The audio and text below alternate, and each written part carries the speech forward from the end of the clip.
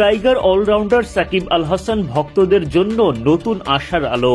আনুষ্ঠানিকভাবে সকল প্রক্রিয়া সম্পন্ন হচ্ছে একে একে। দেশে ফেরার পথ প্রশস্ত হচ্ছে সাকিবের জন্য। যদিও এখনো অনেক যদি কিন্তুর মার প্যাঁচ, তবে ভক্তদের জন্য বড় সুখবর হলো টাইগার অলরাউন্ডার আসছে ডিপিএল মৌসুমের জন্য লিজেন্ডস অব রূপগঞ্জের সাথে চুক্তিবদ্ধ হয়েছেন। তার পক্ষ থেকে দল বদলের আনুষ্ঠানিকতা সম্পন্ন করে ক্লাব কর্তৃপক্ষ।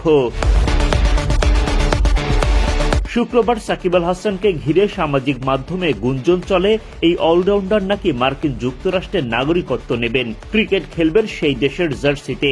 কিন্তু পরে নিশ্চিত হওয়া যায় বাংলাদেশ বাদে অন্য কোনো দেশের হয়ে খেলার কোনো ভাবনা নেই তার। সাকিব ভক্তরা খুঁজে পান স্বস্তি।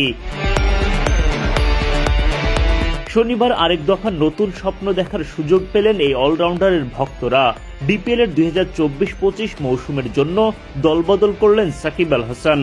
সব ঠিক থাকলে নিজের পুরনো দল লিজেন্ডস অব রূপগঞ্জের হয়ে খেলবেন তিনি।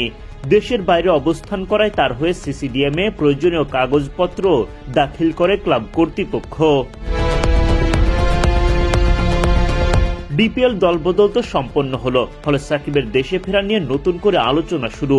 এর আগে সবশেষ বিপিএল এ চিটাগং কিংসের হয়ে নাম লিখিয়েও দেশে ফিরতে পারেননি টাইগার অলরাউন্ডার। মাঝে বোলিং অ্যাকশন নিয়ে পড়েন বিড়ম্বনায়, ফলে জায়গা মেলেনি চ্যাম্পিয়ন্স ট্রফির স্কোয়াডে। তাই তো সতীর্থরা যখন দুবাই ও পাকিস্তানে আইসিসির এই মেগা ইভেন্ট নিয়ে ব্যস্ত, সাকিব তখন পরিবারের সাথে সময় কাটাচ্ছেন যুক্তরাষ্ট্রে।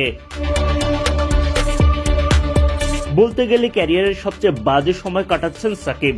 গেল বছরের 5 আগস্ট রাজনৈতিক পট পরিবর্তনের পর দেশে ফেরা হয়নি এই অলরাউন্ডারের।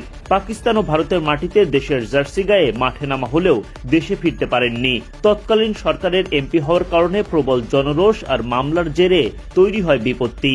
ঘোষণা দিয়েও মিরপুরের টেস্ট ক্রিকেটকে বিদায় বলতে পারেননি।